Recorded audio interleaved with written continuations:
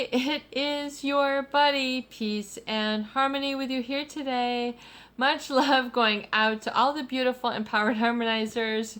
We are zooming in and focusing in on a great viewer question, and that is to discuss a little bit more in depth on the covert narcissist and really how they, on a sort of sly or stealthy way, require or ultimately demand excessive admiration. And so admiration, meaning really, I would say, really it becomes more of compliance or cooperation. When we talk about a real unjust or unfair relationship dynamic between a covert narcissist, someone with a pathological sense of self-importance, really a pathological meaning abnormal, pathological meaning of disease. So meaning, not of ease. So it becomes very extreme. We're not talking about, your everyday person. We're talking about someone who is truly a covert narcissist, who has a pathological sense of self-importance and coupled oftentimes with a lack of empathy. So it's kind of like they're in their own world. They're in their own bubble. They're in their own shell. And oftentimes, to keep that going, to keep their ego inflated, or to keep the relationship moving, oftentimes they require excessive admiration, ego, stroking of the ego, compliments, really, and oftentimes complying with what they want, meaning, and you sort of are giving up of what you want. It becomes an unfair power play. The narcissist, also the covert narcissist, has an insatiable need for power and control. Insatiable meaning not ever able to be satisfied. So it's not that once they get somewhere and then they're like, yep, I just, I did that deal, or I had my family and now it's time to relax, and now I can just be, and be myself. They have, just sort of, this constant need for admiration, and oftentimes, it becomes really kind of like a greed to the, I would say, to the alienation oftentimes of others. And it becomes excessive, it becomes extreme, it becomes intense, it becomes out of balance, and oftentimes other people end up getting squashed, taken advantage of, hurt, caused a certain degree of grief or stress because of their excessive selfishness. And we're not just talking about someone who is learning to grow up, like a child who is learning to discipline themselves and delay gratification. We're talking about, grown adults. We're talking about oftentimes people who are viewers on this channel who have seen this in their life and who have suffered as a consequence because of this. Huge, gaps of their life they feel have been gone, where they've just been sort of in a servitude nature. In other words, because they did not know any better, they could not know any better, they were not allowed to know any better. So they were kept sort of in a helpless state, or a sort of a learned helplessness state, which we've talked about here on the channel, really, where, people are taught that they can't affect any change on themselves or their life, or can't really make anything better.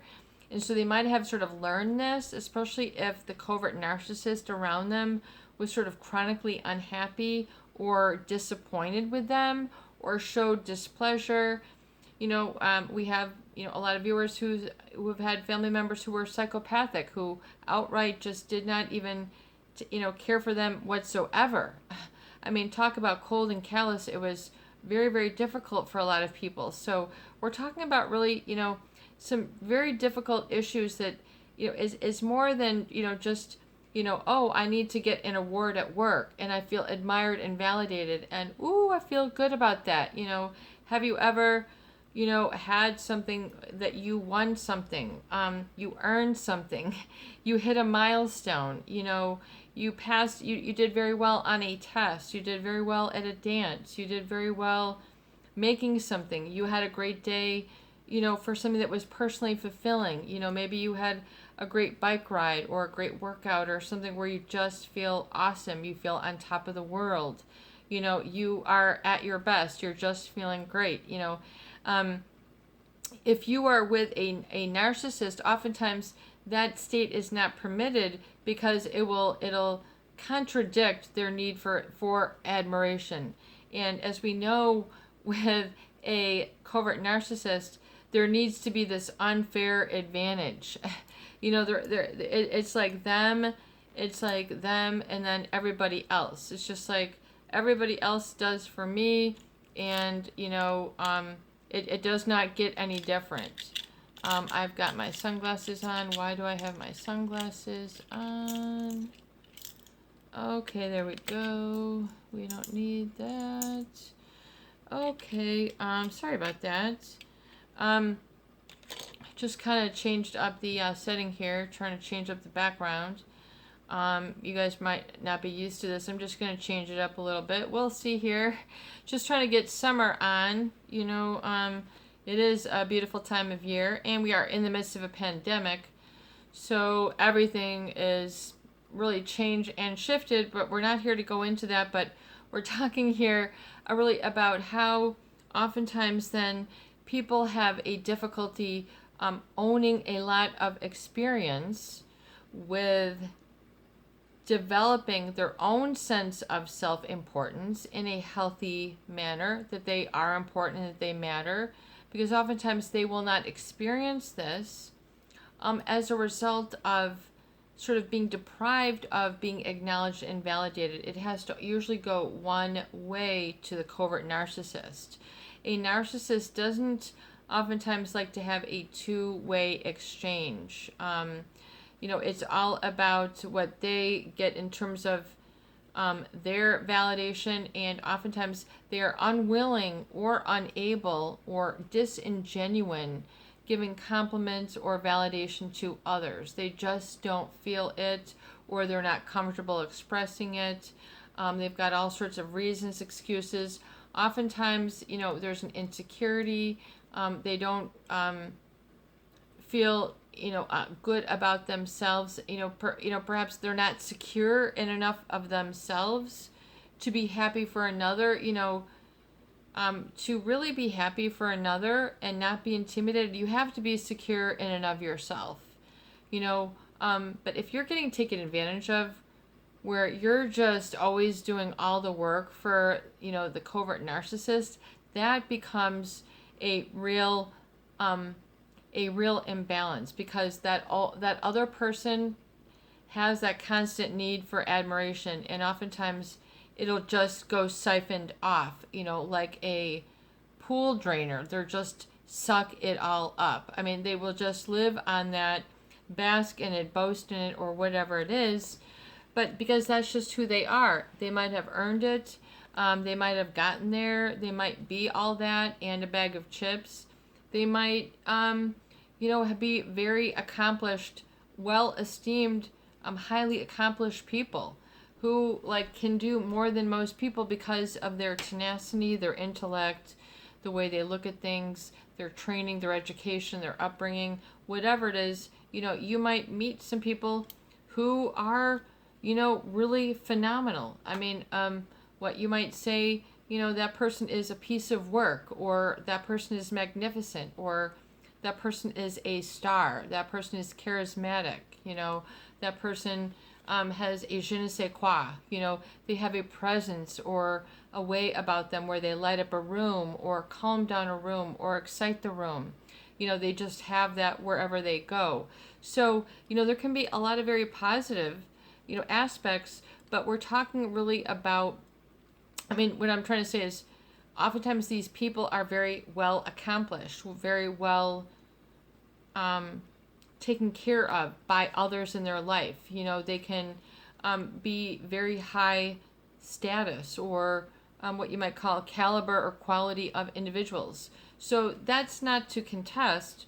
What we're talking really about is when you are in relationships oftentimes with people who have this sense of ego, but oftentimes the way they mistreat others, it doesn't warrant the mistreatment that others are receiving.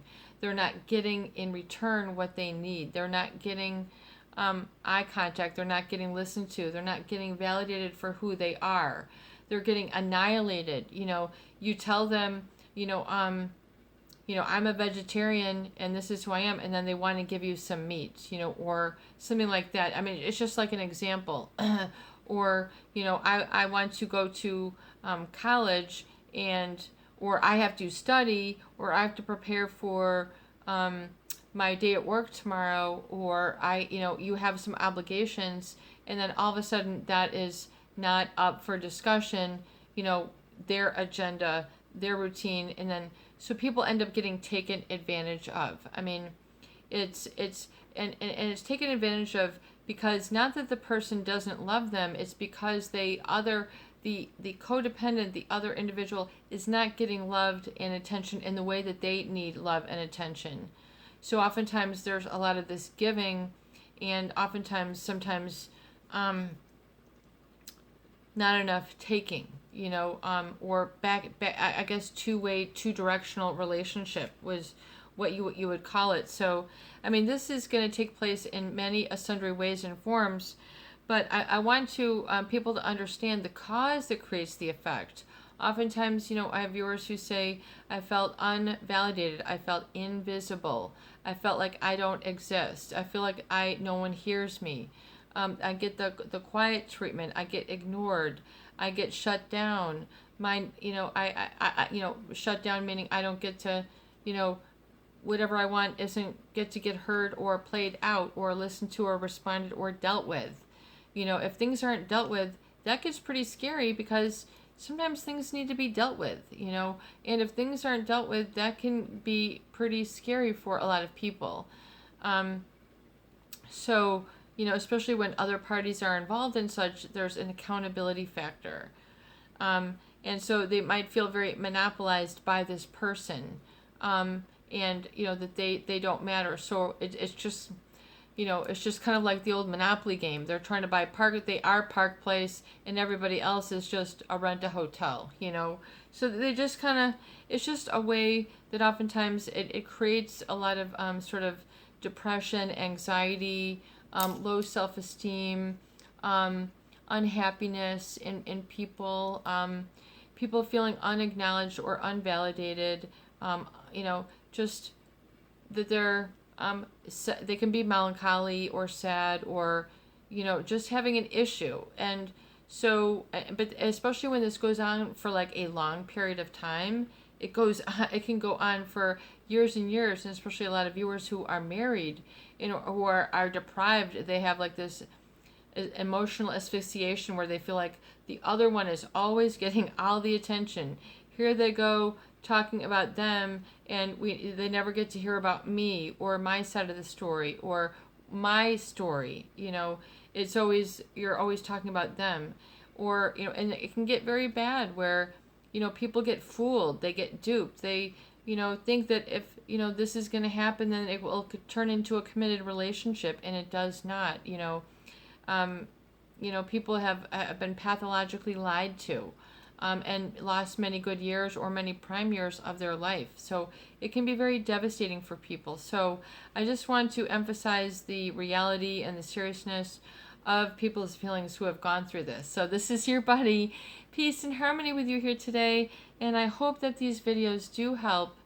And remember, to heal is to acknowledge the cause that's created the effect, and then realize what your needs are to be admired, to be understood and validated, to be able to be unique, to have your own strengths, to be okay with being your own person, and that's who you are. Otherwise, whose life are you living?